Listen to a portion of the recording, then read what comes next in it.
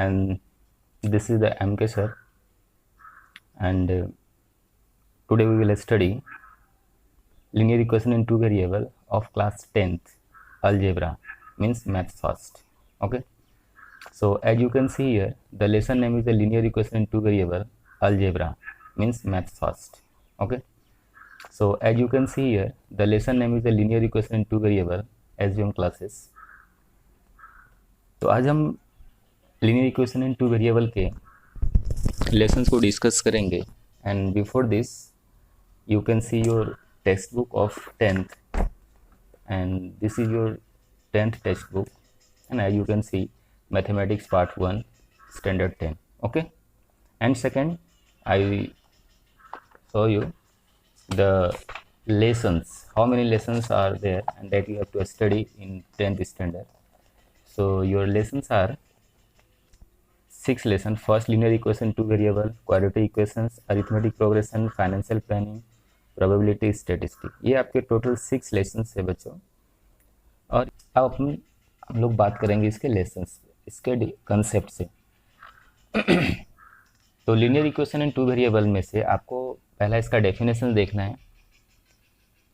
और इस डेफिनेशन क्या है, तो टाइम ज़्यादा ना लगे इसके लिए मैं डायरेक्ट आपको टेक्स्ट बुक का डेफिनेशन वर्ड टू वर्ड समझा दे रहा हूँ, इसको समझिए. An equation which contains two variable and the degree of each term containing variable is 1 is called the linear equation two variable. इसका मीनिंग पहले आप समझो. एक ऐसी इक्वेशन जो दो वेरिएबल कंटेन करता हो और उसकी डिग्री 1 होना चाहिए, राइट. अब इसका जनरल फॉर्म क्या, अभी मैं आपको सब रिटर्न में समझा दे रहा हूँ. ax plus by plus c is equal to 0 is the general form of the linear equation in two variable. Okay. तो where A B C are the real number and A B C not equal to 0, right. सबसे पहले मैं इसके definitions को properly मैं आपको समझा दूँ कुछ एग्जांपल के साथ. ध्यान दें, इसमें एक वर्ड आया था वेरिएबल और दूसरा वर्ड था डिग्री, ठीक है. और इसी डिग्री का दूसरा नाम होता है बेटा पावर, राइट. अब यहाँ पे क्वेश्चन है sir what is the variable. Variable क्या है, आप कोई सा भी अल्फ़ाबेट्स ले लीजिए, A to Z, any alphabets, but generally we use for exam point of view X and Y. ज़रूरत पड़ने पर हम M N भी लेंगे, बट ये सारे के सारे वेरिएबल्स हैं. सेकंड, वेरिएबल के पास कोई फिक्स नंबर नहीं होता, ये हमेशा चेंज होता है, राइट. ये समझ आ गया. अब डिग्री और पावर को समझते हैं. पावर या डिग्री मीन्स क्या होता है आप समझो. जैसे मैंने यहाँ पे लिखा X square, X cube, Y square, Y cube. यहाँ पे कितने टाइम एक्स है, तो आप बोलेंगे सर 1 टाइम्स है, क्योंकि यहाँ इसकी डिग्री कितना है 1 है. यहाँ पे डिग्री कितना है 2, कितने टाइम्स एक्स है 2 टाइम्स. यहाँ पे एक्स का पावर डिग्री कितना है 3. So this one is called the degree, इसको हम लोग डिग्री बोलते हैं. बट ये डिग्री ऑलवेज कितना होना चाहिए, डिग्री ऑलवेज 1. डिग्री कितना होना चाहिए 1. ये तो आपको समझ में आ गया, दो बातें क्लियर हो गया. अब इसके कुछ एग्जांपल्स देखते हैं ना. एग्जांपल्स देखा जाए, जैसे मैंने लिखा 4m plus 3n is equal to 12, right. अब यहाँ पे क्या हो गया, m क्या है वेरिएबल है, n भी क्या है वेरिएबल है. ये दोनों के दोनों क्या है बेटा वेरिएबल, राइट.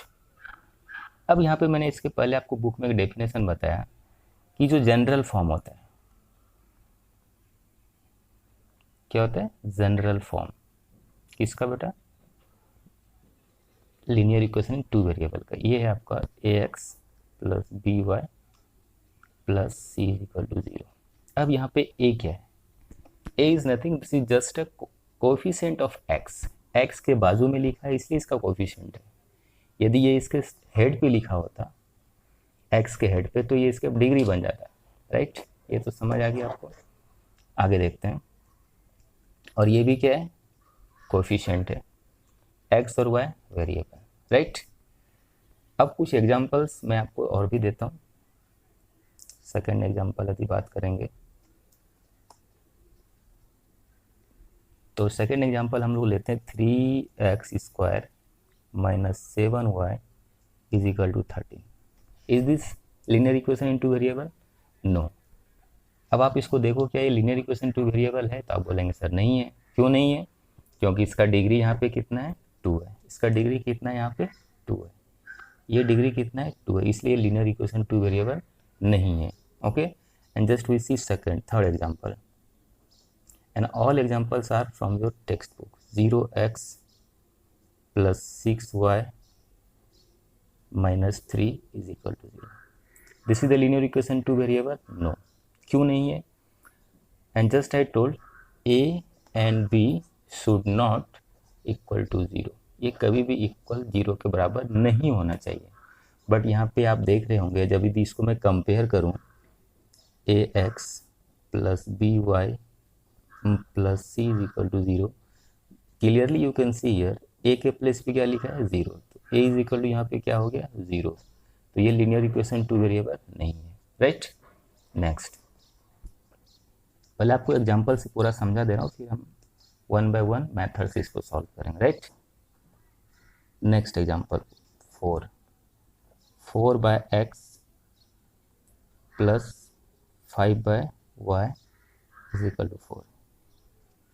तो ओवरऑल आपको ये ध्यान रखना है कि लीनियर इक्वेशन टू वेरिएबल को पता करने के लिए आपको दो बातें ध्यान रखना है। फर्स्ट क्या बताया मैंने? वेरिएबल। दूसरा क्या बताया? डिग्री। क्या यहाँ पे दो वेरिएबल है? क्या इसके डिग्री 1 है? अब डिग्री आप कैसे चेक करेंगे? देखो यहाँ पे डिनोमिनेटर में है ना x, जब कभी भी डिनोमिनेटर में x रहता है, जैसे आप इस तरह से भी लिखेंगे 1 by x, तो इसको आप इस तरह से लिखेंगे x raised to minus 1, 1 by y raised to minus 1। तो it means this is not a linear equation in two variable. यहाँ तक बातें क्लियर हो गया? चलो अब आगे देखते हैं। इसका एक ओवरऑल कंक्लूजन ये आया कि how to identify the linear equation two variable, है ना। इसके लिए मैंने बहुत सारे आपको एग्जांपल्स दिए और आई होप आपको समझ भी आया होगा। राइट, एक बार इसको कंक्लूड कर लेते हैं। तो what is the linear equation two variable? Having two variable यहाँ पे दो वेरिएबल आप किसी भी इक्वेशन में देख सकते हैं। राइट, और but most important thing is there and you should check their degree must be 1। Degree ही सब कुछ उसका पूरा गेम को फिक्स करता है। तो अभी मैं आपको कुछ बुक के एग्जांपल्स दिखा रहा हूँ, आप इसको खुद से भी सॉल्व करने की कोशिश करना घर पे। देखिए ये सारी इसको वीडियो को पॉज करके आप देख लेना, पॉज करके कि ये 4m + 3n is equal to 12, 3x², ये सारे मैंने एग्जांपल भी दिए आपको। इसमें से कौन से लीनियर इक्वेशन टू वेरिएबल है और कौन सा नहीं है, just you can check. Okay, अब नेक्स्ट बात आता है हम इसको सॉल्व कैसे करेंगे, how to solve linear equation two variable. Okay,